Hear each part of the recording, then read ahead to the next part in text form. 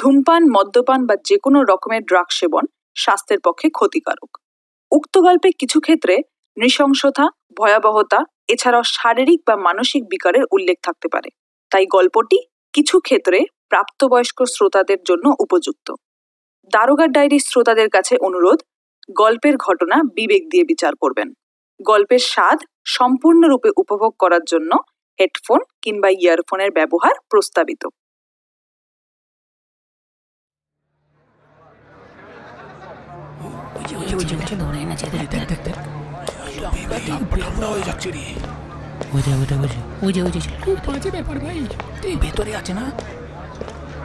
একটু সাইড দিন। আহা, সরে যান। থানার সামনেটা এভাবে ভিড় করবেন না। স্যারকে ঢুকতে দিন। মাসিমা, একটু সরে দাঁড়ান। আসুন স্যার। দেখি দেখি, সরে দাঁড়ান। কোথায়? ভিতরে বসিয়ে রেখেছি, এদিকে আসুন। চলো। ওই দেখুন স্যার, ওই ছেলেটা হাতের পুতুলটা কিভাবে ছিঁড়ছে দেখুন। আমি দেখছি।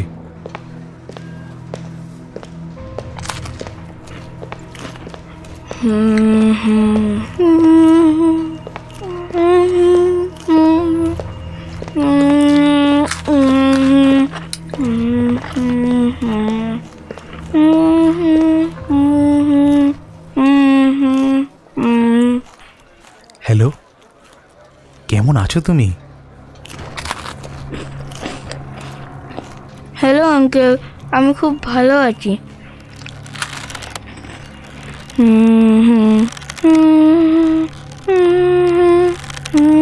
ওটা কি করছো? পুতুলটা কি ওইভাবে নষ্ট করছো কেন? ওর কষ্ট হয় না? এ বাবা, এটা তো পুতুল, ওর কষ্ট হবে কেন? আচ্ছা, তুমি কি পুলিশ? হ্যাঁ, কেন? তোমার পুলিশ দেখলে ভয় লাগে? কই না তো। কাকু, আরেকটা বিস্কুট দাও তো। ও, তোমার খিদে পেয়েছে? আচ্ছা, কি বিস্কুট খাবে তুমি? হ্যাঁ, পেয়েছে তো। আমি কিন্তু ক্রিম বিস্কুট খাবো। নিশ্চয়ই দেবো তো। হালদার, একটা বিস্কুটের প্যাকেট কিনে আনো। Okay sir. আচ্ছা, তোমার নামটা কি যেন? আমার নাম অমর।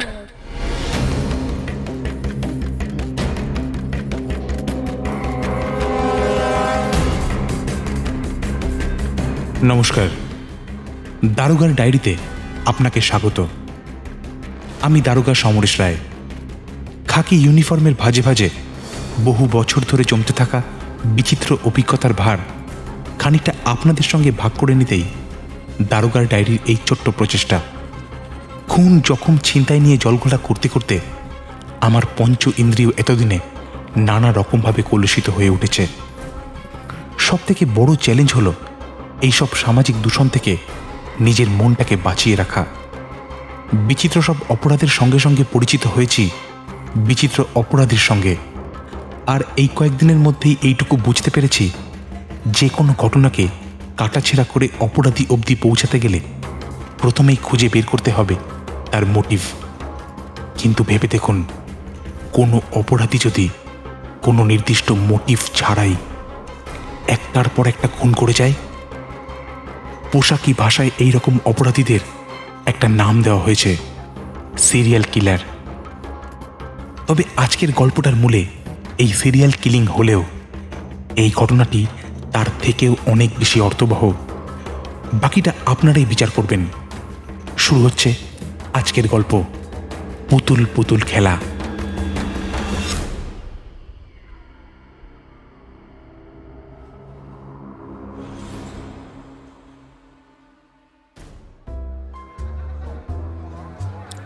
স্যার,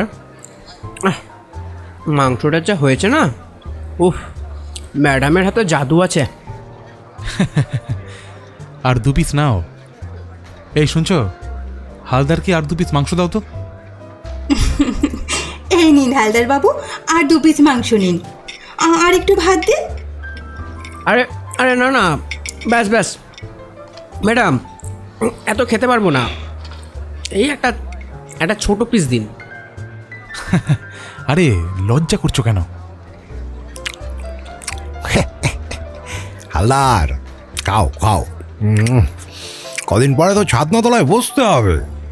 আমরা কিন্তু তখন মাংসের পিস নিয়ে এরকম কিপটামি একদম সহ্য করব না। একদম ঠিক বলেছেন নরহরিবাবু। ওই দেখো, ছোট দারোগা আবার কান্না শুরু করলেন। আচ্ছা, তোমরা কথা বলো, আমি ওদিকটা দেখি।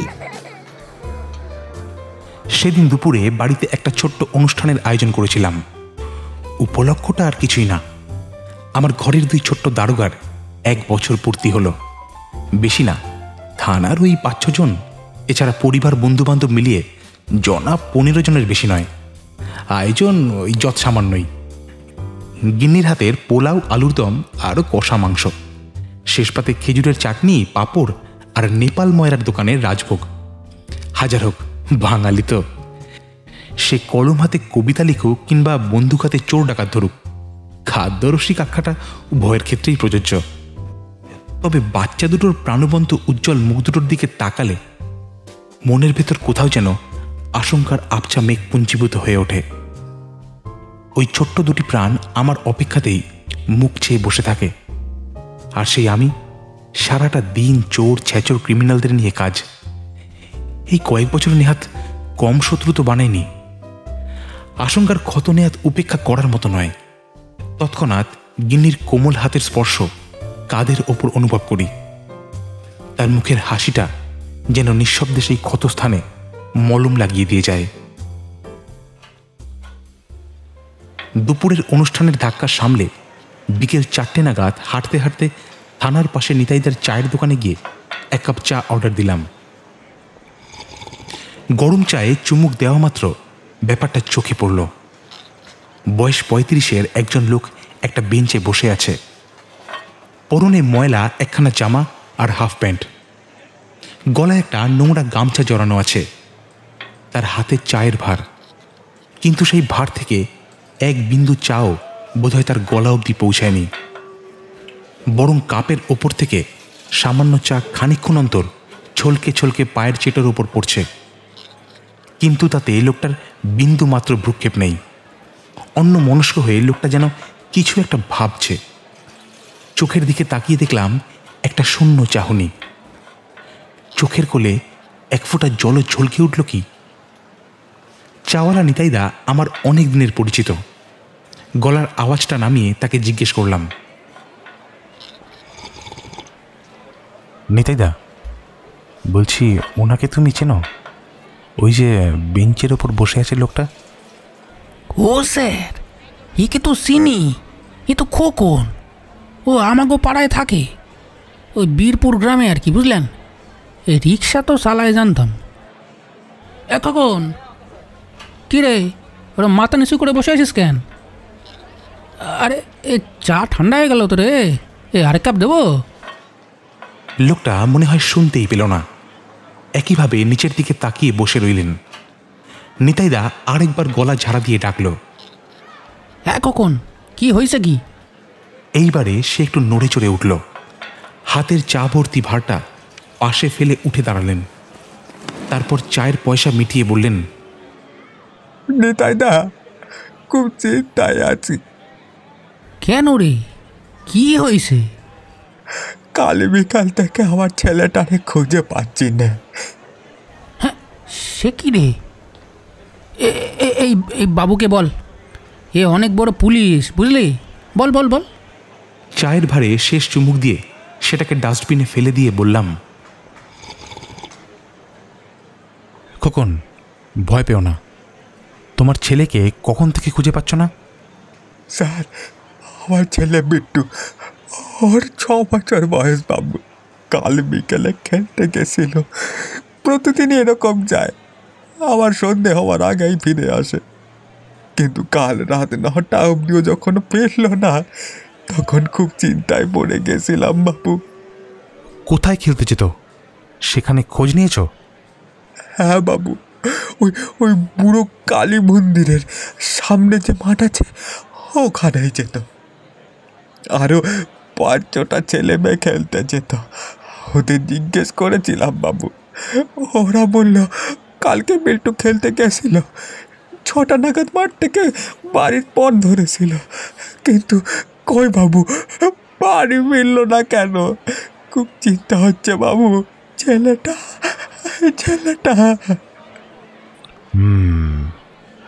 তোমার কাছে ছেলের ছবি আছে? আছে বাবু, এই যে দেখুন, তবে 1 বছর আগে ছবি বাবু। এই বলে লোকটা তার পকেট থেকে একটা ছেঁড়া ছোড়া চামড়ার মানিব্যাগ বের করে তার ভেতর থেকে একটা ছোট পাসপোর্ট সাইজ ছবি আমার হাতে তুলে দিল। একটা 5-6 বছরের ছেলের ছবি। তেল জবজবে চুলটা খুব যত্নে আঁচড়ানো, গায়ের রং শ্যামলা, সরল মুখের ওপর একটা মিষ্টি হাসি লেগে আছে। খুদে খুদে চোখ দুটির দিকে তাকালে বড় মায়া হয়। কাল থেকে তোমার ছেলেকে খুঁজে পাওয়া যাচ্ছে না, আর তুমি এখনো পুলিশে খবর দাওনি কেন? পুলিশ মানে বাবু, আমরা গরিব মানুষ বাবু, মানে। আহা, তুমি যদি পুলিশের ডায়েরি না করো তাহলে আমরা কিভাবে তোমার ছেলেকে খুঁজে বের করব? এসো আমার সঙ্গে এসো। আরে খোকন, যা যা, স্যারের সঙ্গে যা, উনি খুব ভালো মানুষ, দেখবি তোর ছেলেরে ঠিক খুঁজে দেবেন। যা যা, এই ভয় পাস নে। লোকটাকে খানিকটা জোর করেই থানায় নিয়ে এলাম। তার আড়ষ্ট ভাবটা কাটানোর জন্য যতটা পারা যায় নরম গলায় তার সঙ্গে কথা বলছিলাম। আমতা আমতা করে লোকটার জবানবন্দি নিয়ে একটা এফআইআর লজ করা হলো। হালদারকে বললাম, লোকটার সঙ্গে ওর বাড়ির দিকে যাও, আশেপাশের লোকজনদের জিজ্ঞাসাবাদ করবে, আর বুড়ো কালী মন্দিরের দিকেও একবার যাবে। ওখানে জিজ্ঞাসাবাদ করে দেখবে ছেলেটাকে বিকেলের পর থেকে কেউ দেখেছে কিনা। ভালো করে খোঁজ নেবে, বুঝেছ? ঠিক আছে স্যার। থানার জিপটা নিয়ে হালদার লোকটিকে নিয়ে বেরিয়ে গেল। থানার চেয়ারে গাটা এলিয়ে দিয়েছিলাম। পাশে দেখি নরহরিবাবু নিজের স্মার্টফোনের স্ক্রিনের দিকে এক দৃষ্টিতে চেয়ে আছে। নরহরিবাবু, ফোনে এত মন দিয়ে কাকে দেখছেন বৌদি জানে? হ্যাঁ, আরে স্যার, কি যে বলেন আপনি। আহা, লজ্জা পাচ্ছেন কেন? কিন্তু সাবধান, বুড়ো বয়সে আবার এইসবে জড়িয়ে পড়বেন না যেন। আরে না না স্যার, একটা বিয়ে করেই নাজেহাল অবস্থা। তাছাড়া আমি হিঁদুর ছেলে স্যার, ওই একটাই যথেষ্ট। সে তো আপনি হোম মিনিস্টারের ভয়ে এইসব বলছেন, তবে এই বয়সেও আপনি যা হ্যান্ডসাম, তাতে আরও কয়েকটা বিয়ে করতেই পারেন। দূর স্যার, ও সব ছাড়েন। এই যে এই সোশ্যাল মিডিয়াতে একটা খবর বেরিয়েছে দেখুন, এই যে সেটাই দেখছিলাম। কর্ণাটকের কোনো এক গ্রামে 1 সপ্তাহে 3টে খুন, আর সব কটা খুনের ধরনও এক। প্রথমে মারধর করে, তারপর ছুরি দিয়ে গলা কেটে। উফ, কি সাংঘাতিক ব্যাপার, চিন্তা করুন স্যার। আজকালকার দিনে সিরিয়াল কিলার এ তো দেখাই যায় না। সত্যি সাংঘাতিক ব্যাপার, কিন্তু এটা সিরিয়াল কিলিং নয়। কি বলছেন স্যার? একই প্যাটার্নে খুন, তাও 3-3টে, এটা সিরিয়াল কিলিং নয়? আগে না Naraharibabu, serial killers are defined as a person who murders 3 or more persons over more than a month, and including a significant period of time between murders. অর্থাৎ সিরিয়াল কিলিং হতে গেলে ভিকটিমের সংখ্যা 3 বা তার বেশি হতেই হবে। শুধু তাই না, প্রতিটা খুনের মধ্যে বেশ কয়েকদিনের ব্যবধান থাকতে হবে, আর সবকটা খুনের মোট সময়সীমা 1 মাসের বেশি হতে হবে। আপনার খবরটায় নাম্বার অফ মার্ডার্সটা ঠিকই আছে, কিন্তু 1 সপ্তাহের মধ্যে ঝটপট করে সবকটা খুন করে দিলে সেটাকে মাস মার্ডার বলা যেতে পারে, তবে সিরিয়াল কিলিং নয়, বুঝলেন? ওরে বাবা, সিরিয়াল কিলিংয়ের এত নিয়ম কানুন আছে নাকি? নিয়ম তো সবেতেই আছে নরহরিবাবু, যেমন এই ধরুন হিন্দু মতে একটা বিয়ে করেছেন, তো কি হয়েছে, গান্ধর্ব মতে আরেকটা বিয়ে করাই যায়। দূর স্যার, আপনি কি যে বলেন না, তুস কিছুই আটকায় না মুখে। আমি যাই। আরে পালাচ্ছেন কেন? আমি তো মজা করছিলাম।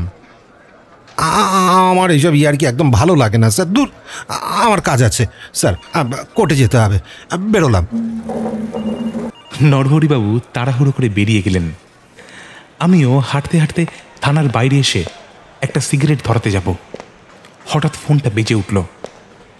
পকেট থেকে ফোনটা বের করে দেখলাম এসআই দামিনীর নামটা ভেসে উঠেছে। হ্যালো দামিনী, বলো।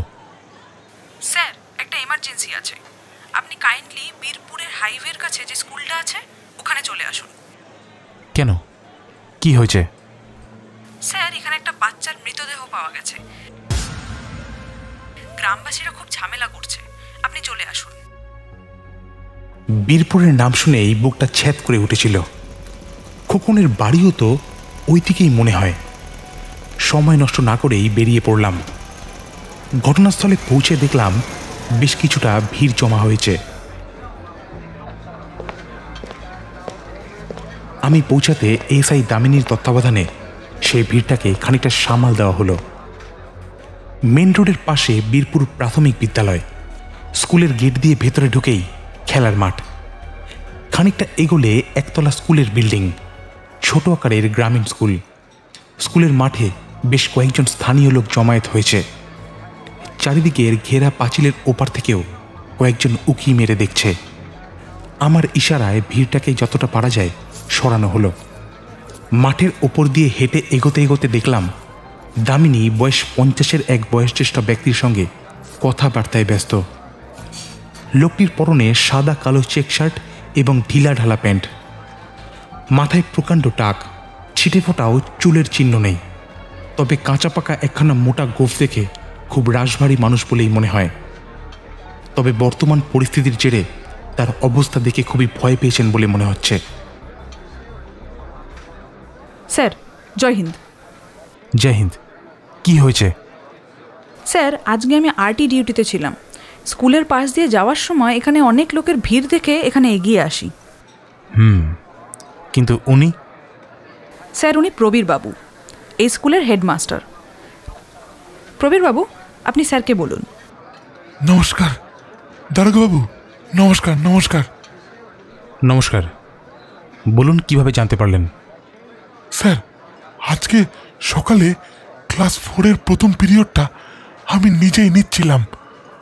হঠাৎ স্কুলের মালিক জগা ছুটে ছুটে আমার কাছে এসে বলল, স্কুলের পেছন দিকটায় যে ছোট ডোবা আছে সেখান থেকে খুব দুর্গন্ধ বেরোচ্ছে। আমি ভেবেছিলাম কোনো জন্তু জানোয়ার হয়তো মরে পড়ে আছে, কিন্তু দেখলাম কথাটা বলেই জগা কেমন থর থর করে কাঁপছে। ওর চোখ মুখ দেখে আমার বুকটা কেমন ছ্যাদ করে উঠেছিল স্যার। জগাকে অনেকবার জিজ্ঞাসা করলাম, ওরকম কাঁপছিস কেন জগা? কিন্তু কিছুই বলল না। ইশারায় আমাকে ওর পেছনে আসতে বলল। আমি গিয়ে দেখি, সেটা ভাবলেও স্যার এর থেকে বেশি কিছু। ঠিক আছে, আপনি একটু বসুন। দামিনী, চলো দেখি কোথায় পাওয়া গেছে। স্কুলের বিল্ডিংয়ের পিছনে বেশ কিছুটা জায়গা জুড়ে ঝোপ জঙ্গলে ভর্তি স্যার। ওখান দিয়ে খানিকটা এগিয়ে গিয়ে অনেক পুরনো একটা পুকুর আছে, তার পাড়েই বডিটা পাওয়া গেছে। চলো দেখি। দামিনীর পেছন পেছন স্কুলের পেছন দিকটায় এগিয়ে গেলাম। এ পাশটা সামনের মতো সাজানো গোছানো নয়, ঝোপ জঙ্গলে ভর্তি। দুপা এগোতেই কচুরিপানা ঘেরা একটা ডোবা চোখে পড়ল। তার পাড়েই একটা ছোট্ট বাচ্চার প্রায় মাংসহীন শূন্য নর কঙ্কাল চোখে পড়ল। শরীরটা পচে গলে বিচ্ছিরি গন্ধে জায়গাটার বাতাস ভারী করে তুলেছে। বাচ্চাটির পরনে স্কুল ইউনিফর্ম, যেটা এখন ফুটি ফাটা হয়ে গেছে, আর পাশেই একটা ছোট স্কুল ব্যাগ। এক সময়কার প্রাণবন্ত শিশুর ফুটফুটে নিথর দেহখানি এখন নাম না জানা কীট পতঙ্গের বাস। কথাটা ভেবে মনের ভেতরটা যে দুমড়ে মুচড়ে ওঠেনি সেটা বলা ভুল হবে, কিন্তু মনের ভাব মুখে ফুটতে দিলাম না। সেই অর্ধগলিত বিভীষিকার কাঁটা ছেঁড়া করার জন্য ফরেন্সিক টিম ইতিমধ্যেই এসে পড়েছেন। তাদের কাজ করতে দিয়ে আমি আর দামিনী খানিকটা সরে এলাম। আচ্ছা, আইডেন্টিফাই করা গেছে? Sir, impossible. বডির কন্ডিশন তো নিজেই দেখলেন, মুখ দেখে তো চেনাই যাচ্ছে না, শুধু সাইজ আর স্কুলের ইউনিফর্মটা দেখে বোঝা যাচ্ছে বাচ্চার দেহ। That's it. দেখে তো মনে হচ্ছে অনেকদিন আগের ঘটনা। হ্যাঁ স্যার, ফরেন্সিক থেকে অনুমান করা হচ্ছে অ্যাটলিস্ট 1 মাস আগের ঘটনা, যদিও পোস্টমর্টম ছাড়া শিওরলি কিছু বলা যাচ্ছে না। আচ্ছা, 1 মাসের মধ্যে এরকম কোনো বাচ্চার মিসিং রিপোর্ট জমা পড়েছে? No sir. স্কুল কর্তৃপক্ষ কিছু বলতে পারেনি? আরে অ্যাটেন্ডেন্স রেজিস্টার দেখলেও তো কোনো স্টুডেন্ট 1 মাস ধরে অ্যাবসেন্ট কিনা সেটা বুঝতে পারা যায়। হ্যাঁ স্যার, সেটা আমারও মাথায় এসেছিল। আমি নিজে একটু আগে রেজিস্টার চেক করলাম, কিন্তু কি বলুন তো, এখানে যারা পড়ে সবাই মোটামুটি ব্যাকওয়ার্ড ক্লাস থেকেই বিলং করে। এরকম অনেক স্টুডেন্টই আছে যারা কয়েকদিন স্কুলে পড়ে আর তারপরই মাঝপথে ছেড়ে চলে যায়, পেটের দায়। স্কুল থেকে বেরিয়ে এদিক ওদিক টুকটাক কাজ করে বেড়ায়, তাই এভাবে পার্টিকুলার কাউকে ডিটেক্ট করা সম্ভব নয় স্যার। সেটাই, যাদের দুমুটো ভাতের জন্য প্রতিদিন লড়াই করতে হয় তাদের কাছে শিক্ষাটা একটা বিলাসিতা। হ্যাঁ, যাই হোক, এই বডিটা প্রথম কে দেখেছিল? জগা নামে স্কুলে একজন বুড়ো মালি আছে, উনি অনেক দিন ধরেই এই স্কুলে কাজ করছেন। ওই যে স্যার ওখানে দাঁড়িয়ে আছেন, খুব ভয় পেয়ে আছেন। ডেকে দেব? হ্যাঁ, ডাকো। 5.5 ফুটের শীর্ণকায় দেহটি গুটিয়ে যেন আরো ছোট হয়ে গেছে। মাথায় এবং গালে খোঁচা খোঁচা চুলদারি ভর্তি, অবশ্য তার পুরোটাই সাদা। খুদে খুদে চোখ দুটো যেন কোটরে ঢুকে গেছে। তার কুচকানো মুখটা ভয় আর দুশ্চিন্তায় কালো হয়ে উঠেছে। কাপা কাপা পায়ে এগিয়ে এসে কম্পমান গলায় বলল, স্যার, আমি কিছু জানি না স্যার, আমি কিছু করিনি স্যার। আহা, তোমায় কিছু বললাম নাকি? কিছু প্রশ্ন করবো, তার ঠিকঠাক উত্তর দিও। তোমার কিছু হবে না। বলেন স্যার।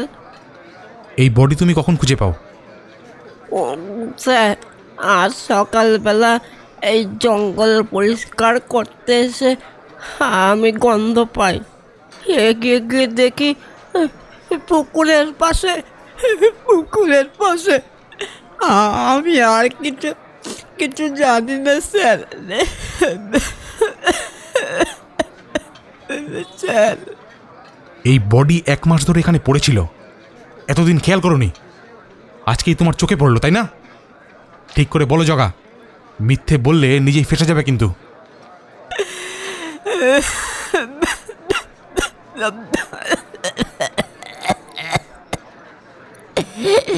বিশ্বাস করেন স্যার, সামনের সপ্তাহে স্বাধীনতা দিবস তো, তাই স্কুলে ফাংশন হবে, তাই পিছনের জঙ্গলটা পরিষ্কার করতে এসেছিলাম।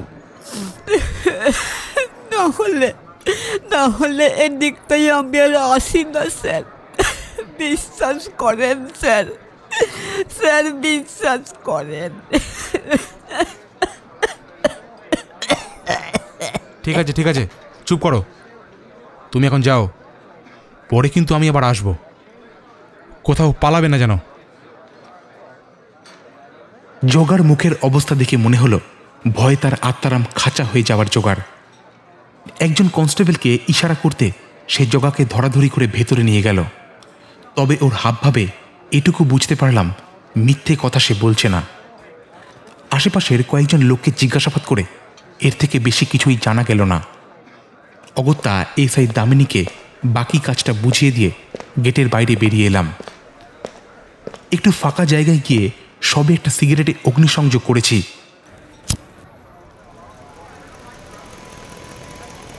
আমাদেরই থানার পুলিশ জিপটা গেটের কাছে এসে দাঁড়ালো। গাড়ি থেকে হালদারকে নামতে দেখে খানিকটা অবাক হয়েছিলাম। সে আমার কাছে এসে বলল, স্যার, আপনি এখানে? কি হয়েছে? একটা খুনের কেস, স্কুলের একটা বাচ্চা খুন হয়েছে। বাদ দাও, তোমাকে যে কাজে পাঠিয়েছিলাম তার কি হলো? এখানেও বাচ্চা? কেন, ওদিকে কি হলো? কিছুই না স্যার, খোকনের ছেলেটা কাল বিকেলে খেলতে বেরিয়েছিল, আর ফেরেনি। আমি আশপাশের কয়েকজনকে জিজ্ঞাসা করলাম, এছাড়াও আরও যেসব বাচ্চারা একসাথে খেলতে যায় তাদেরকেও জিজ্ঞাসা করলাম। কিছু কি জানতে পারলে? সবাই বলল সেদিন খেলাধুলো করতে গিয়ে ছেলেটির সঙ্গে তার বন্ধুর ঝগড়া বাঁধে। ওই স্যার খেলার সময় বাচ্চাদের মধ্যে যা হয় আর কি, সেরকম সিরিয়াস কিছু না, তো সেই জন্য রাগ করে আগেভাগে মাঠ থেকে বেরিয়ে যায়। তারপর কেউ ওকে আর দেখেনি। আর কিছু? বাড়ির লোক কি বলছে? বাড়ির লোক বলতে ছেলেটির বাবা খোকন, ওকে তো আপনি আগেই দেখেছেন। এছাড়াও ছেলেটির মার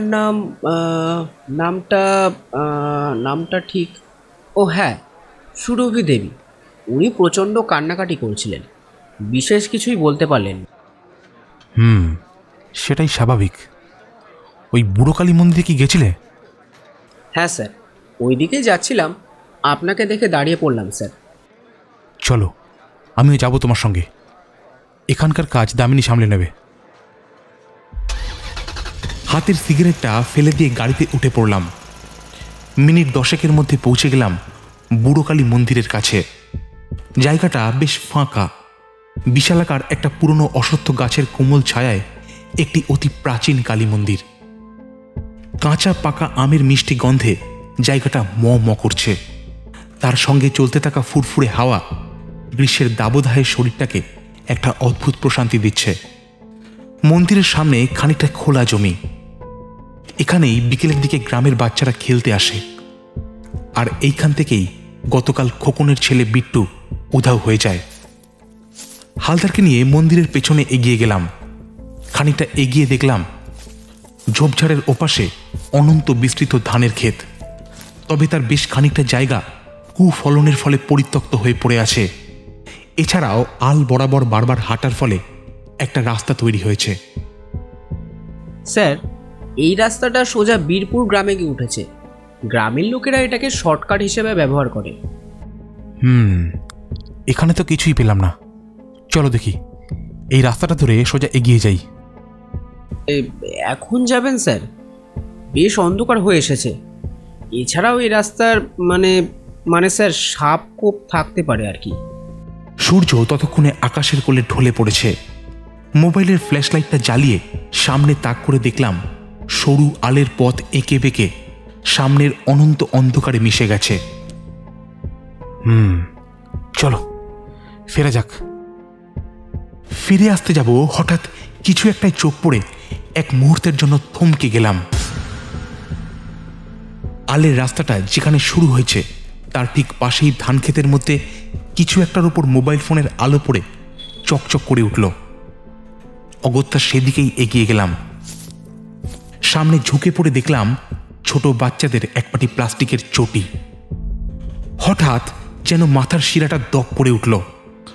তৎক্ষণাৎ উঠে দাঁড়িয়ে হালদারকে বললাম, দাঁড়াও হালদার, টর্চ এনেছো তো? হ্যাঁ স্যার। ওটা জ্বালিয়ে আমার পেছন পেছন এসো। কি হলো স্যার? ওই দেখো, বাচ্চাদের চটি। আমি নিশ্চিত এটা খোকনের ছেলেরই চটি। একবার ওদিকে এগিয়ে চলো, দেখা যাক। চলো চলো। হালদার খানিকটা থতমত খেয়ে চুপ করে গেল। তারপর খুব সন্তর্পণে প্রতিটা পদক্ষেপ খুব সাবধানে ফেলে এগিয়ে চললাম। আমার পিছনে হালদার। সরু আলের মধ্যে দিয়ে যেতে যেতে নিজের পায়ের সরসর আওয়াজটাও মনে ভয়ের সঞ্চার করেছিল। সামনের পথে তীক্ষ্ণ নজর রেখেই এগিয়ে যাচ্ছিলাম। এই রুদ্ধশ্বাস মুহূর্তে নিস্তব্ধতাও যেন চিৎকার করে কানে তালা লাগিয়ে দিচ্ছে। রাস্তা একই সরু, তার উপর কিছু কিছু জায়গায় ক্ষয়ে গিয়ে আরো সরু হয়ে গেছে। হাঁটতে বেশ কষ্টই হচ্ছিল। তার উপর অনর্গল ক্রন্দনরত মশার উপদ্রব। খানিকটা হাঁটার পরে হঠাৎ এই দাঁড়াও হালদার, ঘাসের ওপর সরসর শব্দটা হঠাৎ চোখের সামনে চলে এসেছিল। দেখলাম কুচকুচে কালো এক নাগ দেবতা আমাদের পায়ের ঠিক সামনে দিয়ে তার বিচরণ ক্ষেত্র পর্যবেক্ষণে বেরিয়েছেন। একটুর জন্য তার রোষ থেকে রক্ষা পেলাম। সাবধানে স্যার, এই নিন আমার লাঠিটা নিন। হালদারের হাত থেকে কনস্টেবলের লাঠিটা নিয়ে সামনের মাটিতে ঠুকতে ঠুকতে এগিয়ে চললাম। এইভাবে 5 মিনিট হাঁটার পর হঠাৎ একটা ব্যাপার চোখে পড়ল এবং প্রায় সঙ্গে সঙ্গে একটা মৃদু পচা গন্ধ নাকে ধাক্কা দিল। আমরা দুজনেই থমকে দাঁড়িয়ে পড়লাম। সামনে তাকিয়ে দেখলাম আলের রাস্তাটা সামান্য ক্ষয়ে গিয়ে একটা ছোট গর্তের সৃষ্টি করেছে, আর সেই গর্ত বরাবর একটা ঢাল চাষের জমির দিকে আর অপর ঢালটা বিপরীত পাশে ছোট নালার দিকে নেমে গেছে। কিন্তু যেটা অদ্ভুত ব্যাপার সেটা হলো সামনের মাটির রাস্তায় লাল রঙের ছোপ, আর সেই ছোপের একটা ধারা সোজা এসে একপাশে নেমে গেছে। সেটা বরাবর হাতের টর্চটা পাশের নালার দিকে ঘোরাতেই আমার আর হালদার দুজনের মুখ দিয়েই চাপা এক আর্তনাদ একসঙ্গে বেরিয়ে এলো।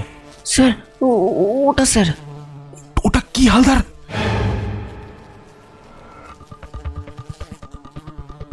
নালার ভেতর উপুর হয়ে পড়ে আছে একটি বয়স 5-6 শিশুর দেহ। রোগা শরীরে মাথা ভর্তি চুল, যদিও মুখটা ঠিক দেখা যাচ্ছিল না। গায়ের জামাটা ছেঁড়া ছোড়া, আর পায়ের দিকে তাকিয়ে দেখলাম এক পায়ে প্লাস্টিকের চটি, কিন্তু অন্য পায়ের চটিটা মিসিং। স্যার। হ্যাঁ হালদার, আমি নিশ্চিত এটাই খোকনের ছেলে। কেমন গন্ধ বেরিয়েছে। অ্যাটলিস্ট 24 ঘন্টা আগে মারা গেছে। এমনিতেই বাচ্চা, তার উপর রোগা শরীর, তাই ডিকম্পোজিশন তাড়াতাড়ি শুরু হয়েছে। স্যার, খোকন বলেছিল ছেলেটা কাল বিকেলে খেলতে বেরিয়ে আর ফেরেনি, তাহলে কি? হ্যাঁ হালদার, ফরেন্সিকে খবর দাও, ওরা কাছেই আছে।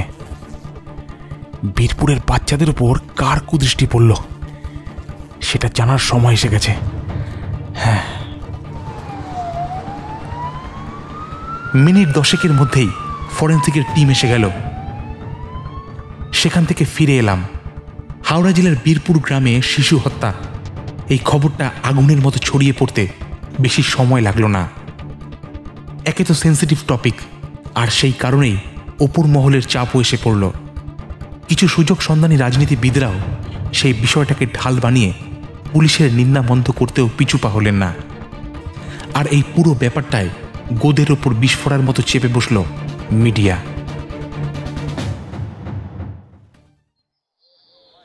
সেদিনের ঘটনার পর থেকে কেটে গেছে আরও একটা দিন। তদন্ত অনেকটাই এগিয়েছে। আশেপাশের লোকেদের আগেই জেরা করা হয়েছিল। এছাড়া গ্রামের কিছু সন্দেহভাজন ব্যক্তিকেও থানায় নিয়ে এসে ভয়ও দেখানো হলো, কিন্তু কিছুতেই কিছু হওয়ার নয়। সেদিন সকাল 10টা নাগাদ থানায় বসে আছি। এসআই দামিনী খানিকটা হন্তদন্ত হয়ে ঘরে প্রবেশ করলো। স্যার, স্যার এসে গেছে। আরে কি হলো, হাঁপাচ্ছ কেন? বসো। হ্যাঁ, এবার বলো কি এসে গেছে? স্যার, দুটো বাচ্চারই পোস্টমর্টেম রিপোর্ট এসে গেছে। এছাড়া আমি নিজে কিছু গ্রাউন্ড ওয়ার্কও করেছি। Very good. কি পাওয়া গেল? ইয়ে স্যার, এই যে প্রাথমিক স্কুল থেকে যে বাচ্চাটিকে পাওয়া গেছিল তাকে আইডেন্টিফাই করা হয়েছে। নাম নির্মল নস্কর। ছেলেটির বাবা মা নেই। নেই মানে? নেই মানে স্যার, মা অনেক বছর আগেই মারা গেছিল। তার কয়েকদিন পরেই ছেলেটির বাবা অন্য কারোর সঙ্গে পালিয়ে যায়। বাহ। হ্যাঁ স্যার, ছেলেটি ওর কাকা কাকিমার সঙ্গে থাকতো। কাকার নাম সুদর্শন নস্কর। তার চরিত্র খুব একটা সুবিধার নয়, বদ্ধ মাতাল, কাজবাজও কিছু করে না। ওনার বউ মিনতি নস্কর লোকের বাড়ি বাসন মেজে 2 পয়সা ইনকাম করে, সেটা দিয়ে সংসার চলে। আশেপাশের লোকদের মুখে শুনলাম বাড়িতে ছেলেটির ওপর যথেষ্ট অত্যাচার হতো। মানে স্যার, কাকা কাকিমার সংসারে একেবারে তাচ্ছিল্যর পাত্র ছিল। আর দ্বিতীয় বাচ্চাটি? অবশ্যর পরিচয়টা আমি অনুমান করতে পারছি। খোকন রিক্সাওয়ালার হারিয়ে যাওয়া ছেলে বিট্টু, কি তাই তো? ইয়েস স্যার, আপনি ঠিকই ধরেছেন। আচ্ছা, এবার এক এক করে কজ অফ ডেথগুলো বলো। স্যার, এক এক করে বলার দরকার নেই। অ্যাকচুয়ালি দুটো খুনেরই primary cause of death same, গলা টিপে শ্বাসরোধ করে খুন। হোয়াট? শুধু এখানেই শেষ নয় স্যার, দুটো খুনের মধ্যেই আরও কিছু সাদৃশ্য আছে। কি রকম? দুক্ষেত্রেই শ্বাসরোধ করার আগে হাতাহাতির চিহ্ন স্পষ্ট, জামা কাপড় ছেঁড়ার চেষ্টাও করা হয়েছে, এছাড়া চোখে মুখে আঁচড়ানোর চিহ্নও আছে। সে কি, একটা বাচ্চাকে মারতে এত স্ট্রাগল করতে হলো? এক্ষেত্রে তো খুনির কাছে গায়ের জোর একটা বড় অ্যাডভান্টেজ ছিল, তাহলে এত স্ট্রাগল কেন? মানে স্যার, আর একটা জিনিসও আমি লক্ষ্য করেছি। কি দামিনী? স্যার, দ্বিতীয় বাচ্চাটির গলা থেকে আবছা ফিঙ্গারপ্রিন্ট পাওয়া গেছে, সেখানে হাতের সাইজটা একজন প্রাপ্তবয়স্ক মানুষের হাতের থেকে বেশ খানিকটা ছোট। হোয়াট? এই যে, আপনি একবার ভালো করে দেখুন। কিন্তু কয়েকজনের হাতের আকার অনেক সময় সাধারণের থেকে ছোট হয়, কিন্তু এছাড়া আরেকটা সম্ভাবনা কি হতে পারে না? কি স্যার, আপনি কি বলতে চাইছেন? ধরো এটা যদি কোনো বামুন মানুষের হাত হয়, সেটা কি খুব অসম্ভব? আমার কথাটা শুনে দামিনীর মুখে একটা থমথমে ভাব ছড়িয়ে পড়ল। এরকম পরিস্থিতি তার কাছে তো বটেই, আমার কাছেও নতুন, তাই কিভাবে এগোবো ঠিক ঠাউর করে উঠতে পারছিলাম না। কিছুক্ষণের নিস্তব্ধতা কাটিয়ে দামিনীকে বললাম, দামিনী, নির্মল নস্কর নামে ছেলেটার বাড়ি কোথায়, খোঁজ নিয়েছ? হ্যাঁ স্যার, বীরপুরেই। গ্রামের শেষ প্রান্তে একটা খুব পুরনো জমিদার বাড়ির পুকুর আছে স্যার, সবাই ওটাকে মুখার্জিদের বড় পুকুর বলে। ওটা ক্রস করে দুপা এগোলেই 4-5টা বাড়ি নিয়ে একটা বস্তি মতো আছে, ওখানেই বাড়ি। চলো।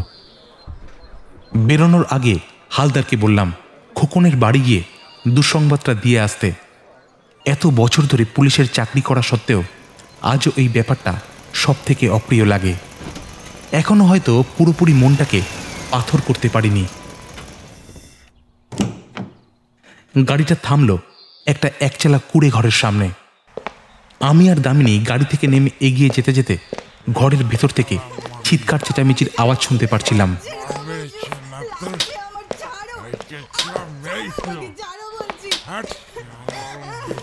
ভেতর থেকে এই সব আওয়াজ শুনে বুঝতে পারছিলাম ভেতরে বেআইনি কিছু একটা চলছে। দামিনীর দিকে তাকিয়ে দেখলাম তার চোখ মুখ রাগে লাল হয়ে উঠেছে। সে দ্রুত পায়ে আমার আগেই এগিয়ে গেল, আর দরজায় ধাক্কা দিতেই সুদর্শন নস্কর দরজা খুলে দিল।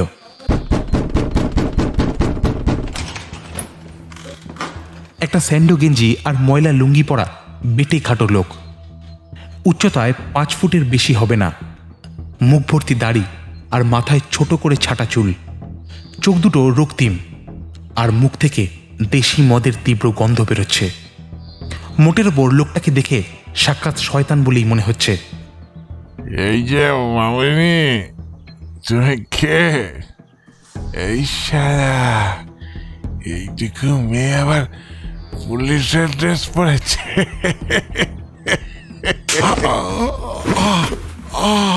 দামিনীর এক চড়ে টলমল পায়ের উপর নিয়ন্ত্রণ হারিয়ে লোকটা মাটিতে ধরাশায়ী হলো, আর আমিও সঙ্গে সঙ্গে ঘরের ভেতরে প্রবেশ করলাম।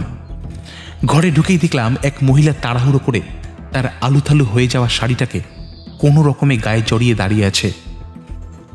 দুহাত দিয়ে মুখটাকে চেপে ধরে ভেতর থেকে উঠে আসা অদম্য কান্নার ঝড়কে প্রাণপণে আটকানোর চেষ্টা করছে। ঘরের এক কোণে চোখ পড়তে দেখলাম একটা বয়স 8-এর বাচ্চা ছেলে জবুথুপু হয়ে মাথা নিচু করে খাটের ওপর বসে আছে। এক হাতে একটা পুতুল, সেটার জায়গায় জায়গায় তুলো উঠে গেছে, অথবা বলা ভালো টেনে টেনে তুলে ছেঁড়া হয়েছে। আরেক হাতে রং পেন্সিল, সেটা দিয়েই একটা সাদা কাগজের ওপর আঁকি বুকি কাটছে। শালা, বাড়ির বউয়ের ওপর পৌরুষ ফলাচ্ছিস, হাট শালা! এই বলে দামিনী রাগের মাথায় একটা লাথি চালালো সুদর্শনের পেট লক্ষ্য করে। পুলিশি বুটের প্রবল আঘাত সহ্য করতে না পেরে সুদর্শনের মুখ দিয়ে একটা চিৎকার বেরিয়ে এলো। স্যার, আপনি পারমিশন দিন। মালটার ওপর 498A চাপিয়ে ভিতরে ঢুকিয়ে দিই। দামিনী, অবশ্যই দেবে, বাট এখন না। নাও ফোকাস অন দ্য কেস। আমার কথায় তার রাগ কিছুটা শান্ত হলো। আমি সুদর্শনের টুটি চেপে ধরে মাটি থেকে ওপরে তুললাম। ওঠ ওঠ শালা, এবার বল, নির্মল নস্করকে চিনিস? কে কে? সেটা কে? মিথ্যে কথা বলবি না, এরপর আমি মারতে শুরু করলে কিন্তু আর বাঁচবি না। তোর ভাইয়ের ছেলে নির্মল, চিনিস? নিমু? হ্যাঁ, ও তো শালা পালিয়ে গেছে। একদম বাপ কা বেটা। সারা বাপও পালিয়েছিল আর ছেলেও। নির্লজ্জ লোকটা একটা কদর্য হাসি হেসে তার ঢুলু ঢুলু চোখে আমার দিকে তাকালো। তার সেই চাহনি দেখেই আমার মাথাটা চট করে গরম হয়ে উঠল। হাতটাকে আর সামলাতে না পেরে সজোরে তার গালে একটা চড় বসিয়ে দিলাম।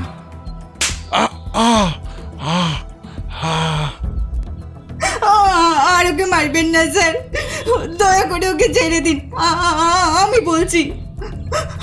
আপনার ওপর এত অত্যাচার করে তাও আপনি ওর হয়ে কথা বলছেন?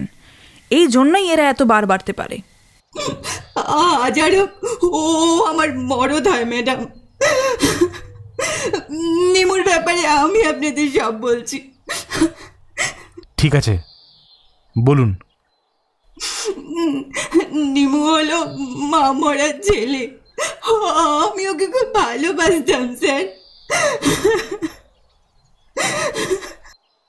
হ্যাঁ, তাই নাকি? আমি কিন্তু অন্যরকম শুনেছিলাম। বিশ্বাস করুন স্যার, আমি ওকে ভালোবাসতাম, কিন্তু উনি নিমুকে একদমই সহ্য করতে পারতেন না।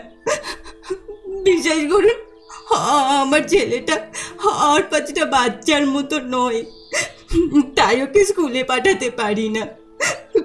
কিন্তু নিমু যাতে স্কুলে যায় তার জন্য আমি নিজে ওকে স্কুলে ভর্তি করে এসেছিলাম। লোকের বাড়ি কাজ করে যতটুকু পাই তাই দিয়ে, কিন্তু সপ্তাহখানেক আগে একদিন স্কুল থেকে নিমু আর ফিরল না। কোথায় গেল কেউ জানে না। আমি স্কুলে গেছিলাম খোঁজ করতে, কিন্তু কেউ বলতে পারল না।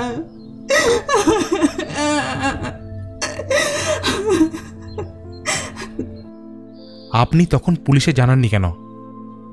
হ্যাঁ, পুলিশ? অত সাহস আমার নেই স্যার। হ্যাঁ, অন্যের ছেলের জন্য দরদ উতলে পড়ছে মাগিটার। শালা, নিজের ছেলেটাকে তো ঠিক করে জন্ম দিতে পারলি না।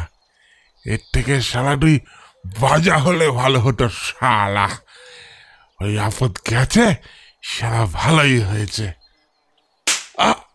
আর একটা বাজে কথা বললে তোর মুখ ভেঙে দেব। চুপ করে বসে থাক, বস। আমি মায়ের জাত, ছেলেটাকে ফেলে দেব কি করে?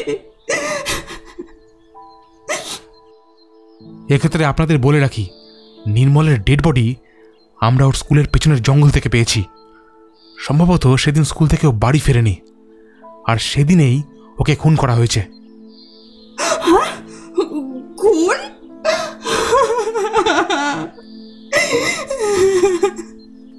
হ্যাঁ, গলা টিপে খুন করেছে ওকে। তবে এতে আপনাদের খুব একটা ক্ষতি হলো কি? ভালোই তো হলো, পরের ছেলের দায়িত্ব আর নিতে হবে না। এইসব কি বলছেন স্যার? আমার 2 ছেলের মধ্যে একজন চলে গেল। নিমুকে আমি মায়ের মতোই ভালোবাসতাম। মা তো শুধু আমাকেই ভালোবাসে।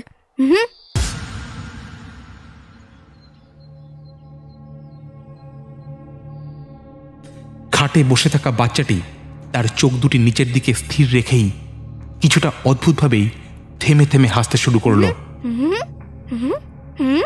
আমি আর দামিনী একে অপরের দিকে চোখাচোখি করলাম। তারপর মিনতি দেবীকে জিজ্ঞাসা করলাম, কিছু মনে করবেন না, আপনি বললেন আপনার ছেলে আর 5টা বাচ্চার মতো নয়, মানে ওর রোগটা কি? জানি না স্যার, গরিবের ঘরে সর্দি কাশির বেশি আর কোনো রোগ যে হতে নেই,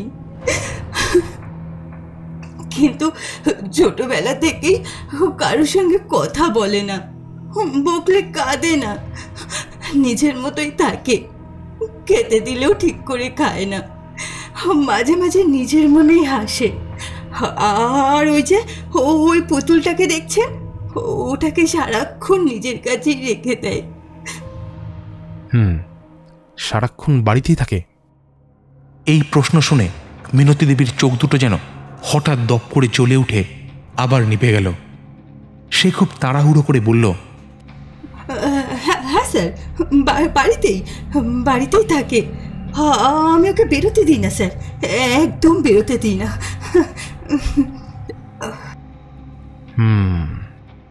আমি বাচ্চাটির দিকে এগিয়ে গেলাম,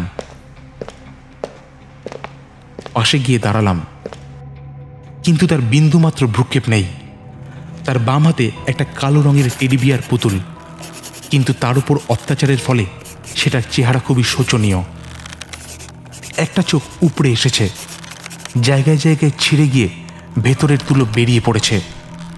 গলার কাছটা অতিরিক্ত চাপের ফলে দুমড়ে গেছে। ছেলেটির কিন্তু কোনো পরিবর্তন নেই, আগের মতোই নিচের দিকে তাকিয়ে একটা লাল কালির পেন্সিল দিয়ে এক মনে আঁকিবুকি কেটেই চলেছে। তার হাতে আঁকা ছবিটারও কোনো মাথা মুন্ডু নেই। পাশে আরেকটা নীল রঙের পেন্সিল রাখা থাকলেও সেটা দিয়ে একবারও কাগজের দাগ কাটা হয়নি। আমি তার মুখের কাছে ঝুঁকে পড়ে জিজ্ঞেস করলাম, তোমার নাম কি? কোনো উত্তর নেই। আমি তাকে আবার জিজ্ঞেস করলাম, তুমি নিমুকে চিনতে? কি হলো, কিছু বলছো না কেন? এবারেও কোনো উত্তর নেই, কিন্তু কাগজের উপর পেন্সিল ঘষার বেগ যেন আগের থেকে আরও বেড়ে গেল। এক জায়গার উপর বারবার পেন্সিল ঘষার ফলে কাগজটা প্রায় ছিঁড়ে যাওয়ার জোগাড়। কি হলো? আচ্ছা ওটা ছিঁড়ে যাবে তো। বাম হাতের পুতুলের গলার কাছটা গায়ের জোরে চেপে ধরেছে। সেই বজ্র মুষ্টিতে সেখান থেকে কিছুটা তুলো বেরিয়ে পড়েছে এবং তার সঙ্গে চলেছে ডান হাতে অনর্গল পেন্সিল চালনা। পরিস্থিতিটা কেমন যেন অস্বস্তিকর হয়ে উঠেছিল। হঠাৎ অতিরিক্ত চাপে পেন্সিলের মাথাটা মোট করে ভেঙে গেল, আর তার সঙ্গে তার হস্তচালনাও থামল। এ বাবা, পেন্সিলটা ভেঙে গেল তো। যাক, আরেকটা পেন্সিল আছে তো, ওটা দিয়ে রং করো। ওটা কি লাল পেন? কিছুটা থতমত খেয়ে গেছিলাম। তারপর ব্যাপারটা মাথায় এলো। আমার বুক পকেটে সত্যি একটা লাল কালির পেন গোজা আছে। তার লাল রঙের ঢাকনাটা পকেটের উপর দিয়ে দেখা যাচ্ছে। আমি হেসে বললাম, তুমি নেবে? তোমার আরেকটা পেন্সিল আছে তো। ওটা লাল নয় তো, জানো আমার লাল রং খুব ভাল লাগে। ঠিক আছে, এই নাও, কিন্তু তার বদলে তোমার ওই ভাঙা পেন্সিলটা আমাকে দিতে হবে। এই নাও। তাকে লাল পেনটা দিয়ে বদলে খুব সাবধানে ভাঙা পেন্সিলটার শেষ প্রান্তটা ওই আঙ্গুল দিয়ে ধরলাম। আরও মিনিট 5 সেখানে ছিলাম। সুদর্শনকে শেষবারের মতো সাবধান করে সেখান থেকে বেরিয়ে এলাম। গাড়িতে ওঠার আগে আঙ্গুলের ফাঁকে ধরে থাকা পেন্সিলটা চট করে রুমালে জড়িয়ে দামিনীর দিকে এগিয়ে দিলাম। এটা কি হবে স্যার? এটাকে ফরেন্সিকে পাঠাও, ফিঙ্গারপ্রিন্ট চেক করতে হবে।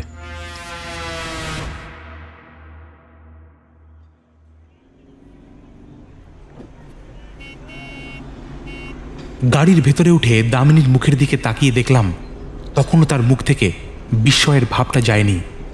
কিছু একটা আমাকে জিজ্ঞেস করতে চাইছে সেটা বুঝতে পারলাম, কিন্তু আমিও মুখ বন্ধই রাখলাম। মাথার মধ্যে অনেক কিছুই চলছে, কেমন যেন ভার ভার হয়ে উঠেছে।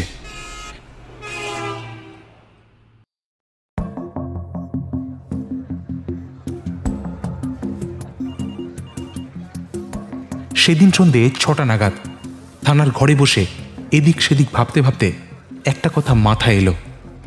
আমাদের এই থানার বাইরে নিতাইদার চায়ের দোকান। সেই নিতাইদারও তো বীরপুরেই বাড়ি, খোকনের বাড়ির ঠিক পাশেই। এই নস্করদের সম্পর্কে সে কিছু জানলেও জানতে পারে। তৎক্ষণাৎ বাইরে বেরিয়ে হাত লাগালাম নিতাইদার চায়ের দোকানের উদ্দেশ্যে। সঙ্গে না হয় 1 কাপ চাও খাওয়া হবে। এমনিতেই এত বছর ধরে নিতাইদার হাতের কড়া লিকার চা খেয়ে কতই না জটিল রহস্যের জট ছাড়িয়েছি, কিন্তু দোকানের সামনে গিয়ে হতাশ হলাম। দোকান বন্ধ। খানিকটা অবাক হয়েই ফিরে আসছিলাম। নিতাইদা তো অকারণে দোকান বন্ধ করেন না। যাক, চা খাওয়াটা মাটি হলো ভেবে ফিরেই যাচ্ছি। কয়েকজন কনস্টেবলের একটা জটলা দেখে দাঁড়িয়ে পড়লাম। তাদের উদ্দেশ্যে বললাম, নিতাইদা কি আজ দোকান খোলেনি নাকি? খুলেছিল স্যার, একটু আগে একটা ফোন আসলো, তারপর দোকানটা বন্ধ করে বেরিয়ে গেল। কোথায় গেছে জানো? না স্যার, সে তো জানি না স্যার। অগত্যা একটা সিগারেট ধরলাম। 2 টান দিতেই পাশ থেকে হালদারের গলা পেলাম। স্যার! সে তাড়াহুড়ো করে আমার দিকেই এগিয়ে আসছে। একটা হাত দিয়ে কানের কাছে তার মোবাইল ফোনটাকে ধরে আছে। সেই অবস্থাতেই আমার কাছে এসে বলল, স্যার স্যার, চায়ের দোকানে নিতাইদা ফোন করেছে। আমি কেমন যেন থমকে গেছিলাম। একটা চাপা উত্তেজনা অনুভব করছিলাম। তার সঙ্গে একটা আসন্ন বিপদের আশঙ্কা মনটাকে ভারাক্রান্ত করে তুলেছে। আমি বেশ উত্তেজিত হয়েই বললাম, কি হয়েছে? নিতাইদা বলছে ওর ছেলেকে খুঁজে পাওয়া যাচ্ছে না। এই নিন, লাইনে আছে। হ্যালো নিতাইদা? স্যার, ছেলেটা সকালে স্কুলে গেছিল, এখনো ফিরলো না তো স্যার। বিকেলবেলার দিকে ওই বুড়ো কালী মন্দিরের দিকে ওই খেলা করতে যাইতো, কিন্তু কিন্তু ওখানে তো নাই। আমি গেছিলাম। কি হলো স্যার? আপনি কিছু করেন স্যার, একটা কিছু করেন স্যার। আমার ছেলেটার কি হলো স্যার? হঠাৎ বুকের ভেতরটা ছেদ করে উঠেছিল। সময় নষ্ট না করেই নিতাইদাকে সান্ত্বনা দিয়ে চটপট গাড়িটা নিয়ে বেরিয়ে পড়লাম। সঙ্গে হালদারকেও নিয়ে নিলাম। তবে সোজা নিতাইদার বাড়ি না গিয়ে গাড়ি ছোটালাম বুড়ো কালী মন্দিরের উদ্দেশ্যে। মিনিট 15-র মধ্যেই পৌঁছে গেলাম। সূর্য অস্ত গিয়ে অন্ধকার একটু একটু করে চরাচরকে গ্রাস করতে শুরু করেছে। মন্দিরের সামনে গিয়ে দেখি মাঠ থেকে বেশ কয়েকটি ছেলে মেয়ে খেলাধুলো করে বাড়ি ফেরার উপক্রম করছে। হঠাৎ পুলিশ দেখে তারাও থমকে দাঁড়ালো। তাদের উৎফুল্ল চঞ্চল মন এই অসময়ে পুলিশের আগমনে বেশ অস্থির হয়ে উঠেছে। আমি ঝটপট করে গাড়ি থেকে নেমে তাদের জিজ্ঞেস করলাম, তোমাদের মধ্যে কেউ নিতাইয়ের ছেলেকে দেখেছ? নামটা কি যেন? হ্যাঁ, কানাই। কেউ দেখেছ? তারা একজন আরেকজনের মুখের দিকে তাকিয়ে পুরো ঘটনাটিকে ঠাউর করার চেষ্টা করছিল। তাদের হাসি মুখগুলো হঠাৎ করে পাংশুল হয়ে ওঠার পিছনে হয়তো আমিই দায়ী। বেশ খানিকক্ষণ পর তাদের মধ্যে থেকে একটা রোগাসোগা ছেলে এগিয়ে এসে খুব আস্তে আস্তে বলল, কাকু, আমি দেখেছি। কোথায়? কখন দেখেছ? কাকু, স্কুল থেকে ফেরার পথে ও অন্য একটা কোন ছেলের সাথে কোথায় একটা গেল। কোথায় গেছে জানো? আর কার সঙ্গে গেছে? কোন ছেলে? আমার মনে হয় মুখার্জিদের যে বড় পুকুর আছে না, সেই দিকেই গেছে। তবে ও মাঝে মাঝে আসে। আমরা কেউ ওকে পছন্দ করি না। ছেলেটার নাম জানো? কেমন দেখতে বলতে পারবে? আচ্ছা, ও কি আগেও তোমাদের খেলার মাঠে এসেছিল? নাম তো জানি না, কিন্তু মাঝে মাঝে আমাদের খেলায় আসে, খুব ডিস্টার্ব করে। আমরা কেউ ওকে পছন্দ করি না। আচ্ছা, ওর সঙ্গে কি তোমাদের কোনো ঝামেলা বা ঝগড়া সেরকম কিছু হয়েছিল? হ্যাঁ কাকু, কিছুদিন আগে বিট্টুর সাথে ওই ছেলেটার ঝামেলা বেঁধেছিল।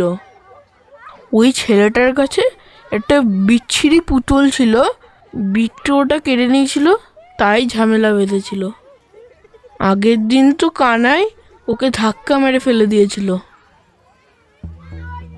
অমাবস্যার কালো ছায়া সরে গিয়ে যেমন চাঁদের নির্মল শুভ্র শোভা ধীরে ধীরে চোখের সামনে উন্মুক্ত হয়, ঠিক তেমনি অনিশ্চয়তার অন্ধকার সরে গিয়ে ক্রমশ একটা অসম্ভব সম্ভাবনার কথা মনের মণিকোঠায় প্রস্ফুটিত হতে শুরু করেছিল। কিন্তু ইতিমধ্যে মস্তিষ্কের সঙ্গে মনের যে মল্লযুদ্ধ বেঁধেছিল সেটাও নিহাত উপেক্ষা করা যায় না। হালদারকে ইশারায় গাড়িতে উঠতে বললাম, তারপর নিজেই গাড়ি চালিয়ে মুখার্জিদের বড় পুকুরের দিকে এগোতে লাগলাম।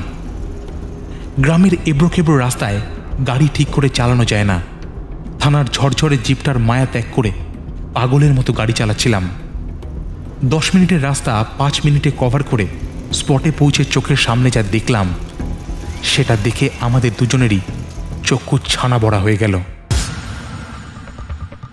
পুকুরটি বেশ বড়, তবে এত বড় পুকুরের একটি মাত্রই ঘাট, আর সেই ঘাটে দুটি অন্ধকার মূর্তি মাটির সঙ্গে মিশে আছে। একজন আরেকজনের ওপর চেপে বসে নির্দয়ভাবে তার গলা বজ্র মুষ্টিতে চেপে ধরেছে। সঙ্গে সঙ্গে ছুটে গেলাম। আমি পৌঁছানোর আগেই হালদার ওপরের মূর্তিটির 2 হাত চেপে ধরে সরিয়ে দিতে চেষ্টা করল, কিন্তু এইটুকু হাতে সে কি প্রবল শক্তি! হালদারকে রীতিমতো কসরত করে গায়ের জোর খাটাতে হলো। জায়গাটা এমনিতে খুব ফাঁকা, তবে এত শোরগোল শুনে আশেপাশের বেশ কয়েকজন গ্রামবাসী ছুটে এসেছিলেন। শেষ অবধি অনেক কষ্টে দুজনকে আলাদা করা হলো। এদের মধ্যে যার গলা টিপে ধরা হয়েছিল সে নিতাইদার ছেলে। এর আগে 2 একবার ছেলেটাকে দেখেছিলাম, তাই দেখেই চিনতে পারলাম, কিন্তু তখন তার খুব দুর্বিষহ অবস্থা, চোখে মুখে আঁচড়ানোর দাগ, এখানে সেখানে কেটে গিয়ে রক্তপাত হচ্ছে, গায়ের জামাটা আলু থালু ছেঁড়া ছোড়া। আমি হালদারকে বললাম, হ্যাঁ আমি একে নিয়ে হাসপাতালে যাচ্ছি, তুমি ওকে নিয়ে থানায় যাও, আমি ওদিকটা সেরে থানায় আসছি। এ তো পুরো খুদের শয়তান স্যার। যা বলছি করো, এখানে ভিড় জমার আগে ওকে নিয়ে থানায় যাও, কুইক।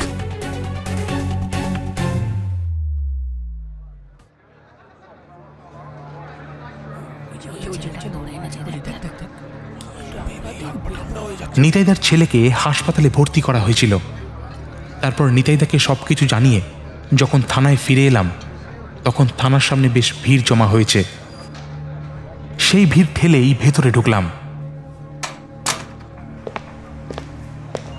বলাই বাহুল্য হালদার এই কাজে আমাকে সাহায্য করেছিল। দরজার সামনে দামিনীও দাঁড়িয়েছিল। দামিনী ইশারা করে দেখিয়ে দিল। সামনে এগিয়ে দেখি একটা চেয়ারে মাথা নিচু করে ছেলেটি বসে আছে, হাতে আগের দিনের দেখা সেই বিভৎস পুতুলটা। এখন সেটার অবস্থা আরেকটু খারাপ হয়েছে, অবশিষ্ট চোখটিও আর নেই, একটা হাত প্রায় মাঝখান থেকে উধাও। হালদারের চোখ মুখের অবস্থা দেখে এটুকু বুঝতে পারলাম পুরো ঘটনায় সে বেশ ভয় পেয়েছে। স্যার দেখুন হাতের পুতুলটা কিভাবে ছিঁড়ছে। আমি দেখছি।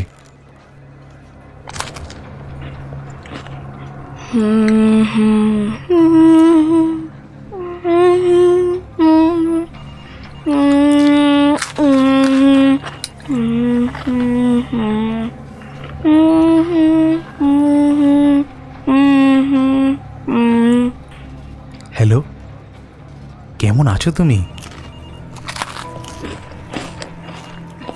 হ্যালো আঙ্কেল, আমি খুব ভালো আছি।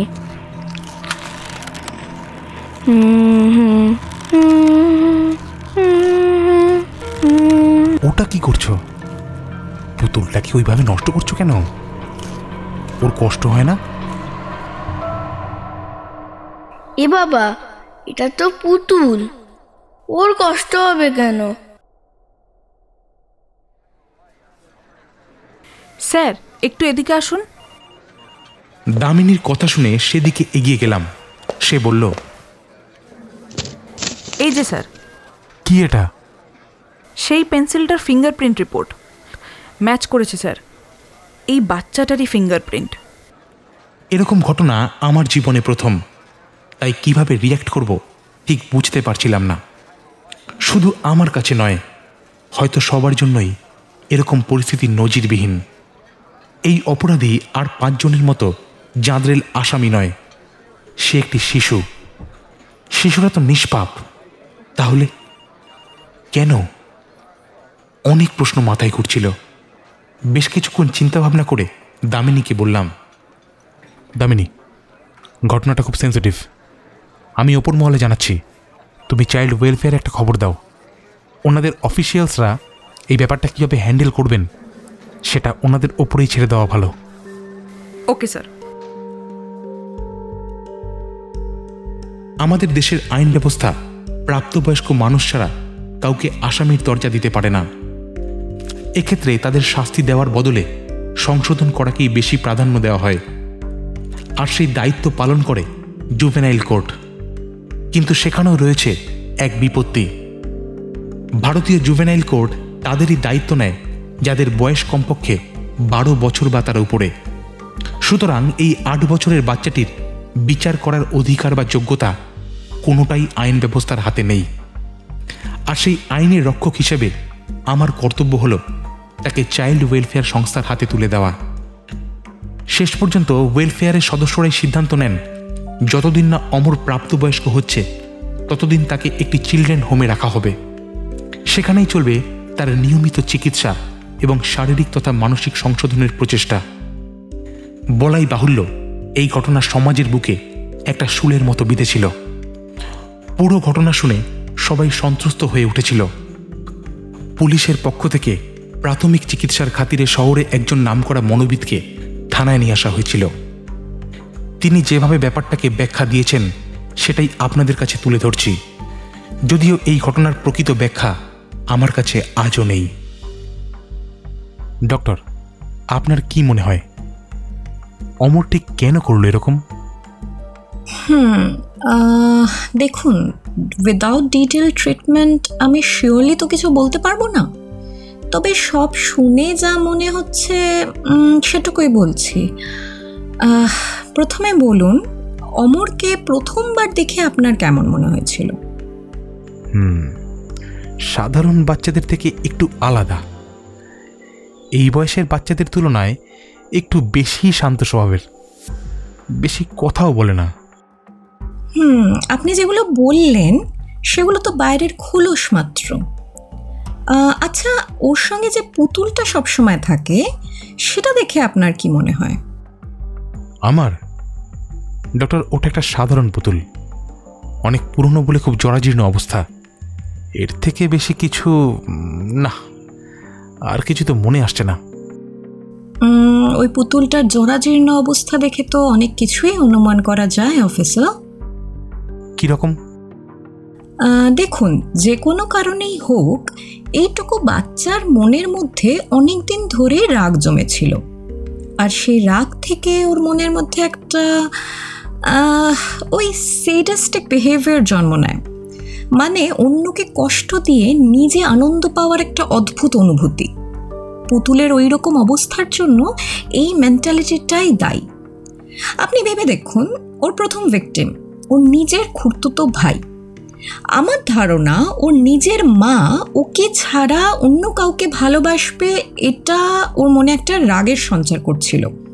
তারপর ওর সেকেন্ড অ্যান্ড লাস্ট ভিকটিমদের কথাও যদি একটু ধরি, বিট্টু অ্যান্ড কানাই, ওকে খেলায় না নেওয়া, সবার হাসির পাত্র করে তোলা, সবার সামনে হিউমিলিয়েট করা, এইসব কারণই অ্যাজ এ ট্রিগার কাজ করেছে। কিন্তু এই স্যাডিস্টিক নেচার ওর মধ্যে ডেভেলপ করলো কিভাবে? সেটা most probably because of domestic violence. যে কোনো বাচ্চাই নিজের মাকে খুব ভালোবাসে। সেই মাকে দিনের পর দিন কষ্ট পেতে দেখা, কিন্তু নিজের বাবার বিরুদ্ধে রুখে দাঁড়ানোর তো ওর ক্ষমতা নেই।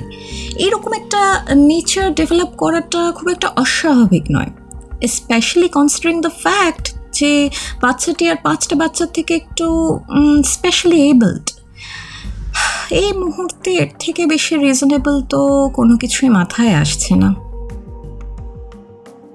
বলাই বাহুল্য, ডোমেস্টিক ভায়োলেন্সের জন্য সুদর্শন নস্করকে যথাযথ শাস্তি দেওয়া হলো, কিন্তু এই পুরো ঘটনায় সব থেকে বেশি এফেক্টেড হলেন মিনতি দেবী। তিনি একেবারে একা হয়ে পড়লেন। কিন্তু তার অপরাধটা কোথায়? নিজের ছেলের প্রতি অদম্য ভালোবাসা, নাকি বাপ মা হারা একটি শিশুর প্রতি মাতৃস্নেহ। এই ঘটনার পরে কেটে গেছে 1 সপ্তাহ। ধীরে ধীরে বীরপুরের পরিস্থিতি স্বাভাবিক হয়ে উঠল।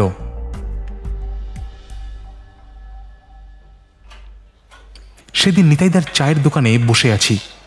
গরম চায়ের কাপে একটা চুমুক দিয়েছি। সঙ্গে সঙ্গে নরহরিবাবু পাশে এসে দাঁড়ালেন।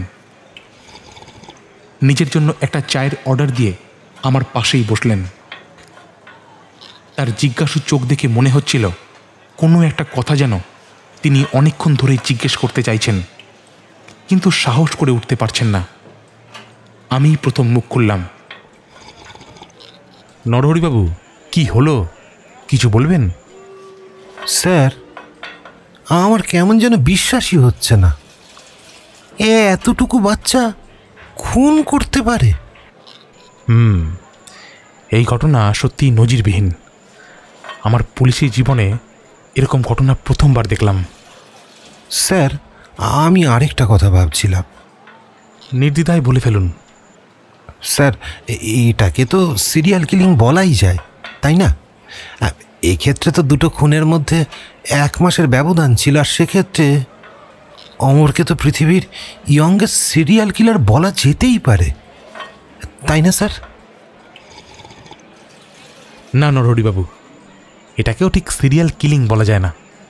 টাইম গ্যাপটা যদিও ঠিক আছে, কিন্তু নাম্বার অফ মার্ডার 3 বা তার বেশি হতে হতো।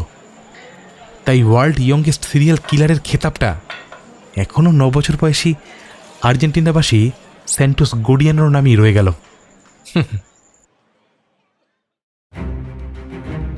সিরিয়াল কিলিং বিষয়টা রূপলী পর্দায় যতটা রোমাঞ্চকর শিহরণের আনন্দ দেয়, বাস্তবে সেটা ঠিক ততটাই নিষ্ঠুর।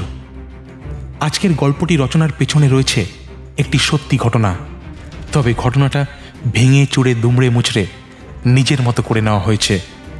যদিও মূল ঘটনাকে যতটা পারা যায় একই রাখা হয়েছে, তবে কি বলুন তো, নরহরিবাবুকে কিন্তু একটা কথা জেনে শুনেই ভুল বলেছিলাম। এখন আপনি ইচ্ছে করলে গুগলে ইয়ংগেস্ট সিরিয়াল কিলার সার্চ করে দেখতেই পারেন। বাকি সমঝদারকে লিয়ে ইশারাই কাফি হয়। আপনারা শুনছিলেন সত্য ঘটনা অবলম্বনে দারোগা সমরেশের বিশেষ গল্প পুতুল পুতুল খেলা। কেমন লাগলো গল্পটা জানাতে ভুলবেন না। এই গল্প থেকে আপনাদের জন্য প্রশ্ন: বীরপুরের ছোট্ট ছেলেমেয়েরা বিকেলের দিকে কোন মন্দিরের কাছে খেলতে যেত? সঠিক উত্তর কমেন্ট করে জানাবেন। সঠিক উত্তরদাতাদের নাম পরবর্তী শর্টস এবং অফিসিয়াল ফেসবুক পেজে জানানো হবে। ফেসবুক এবং ইনস্টাগ্রামের লিঙ্ক ডেসক্রিপশানেই পেয়ে যাবেন। আজকের গল্পের নাট্যরূপ দেবায়ন, গল্পপাঠ সমরেশ, হালদার জয়দীপ, অমর সম্পায়ন, সমরেশের স্ত্রী পূজা, নরহরিবাবুর চরিত্রে প্রদীপ্ত, নিতাইদা দেবায়ন, খোকন রূপঙ্কর, দামিনীর চরিত্রে সহেলি, প্রবীরবাবু স্বর্ণাভ, জগা জয়দীপ, মিনতি দেবীর চরিত্রে পূজা, সুদর্শনের চরিত্রে স্বর্ণাভ, ডক্টর অঙ্কিতা এবং অন্যান্য পার্শ্ব চরিত্রে দেবায়ন, স্বর্ণাভ এবং জয়দীপ। দারোগার ডায়েরি চ্যানেলটিকে সাবস্ক্রাইব করতে ভুলবেন না। আপনাদের অসংখ্য ধন্যবাদ।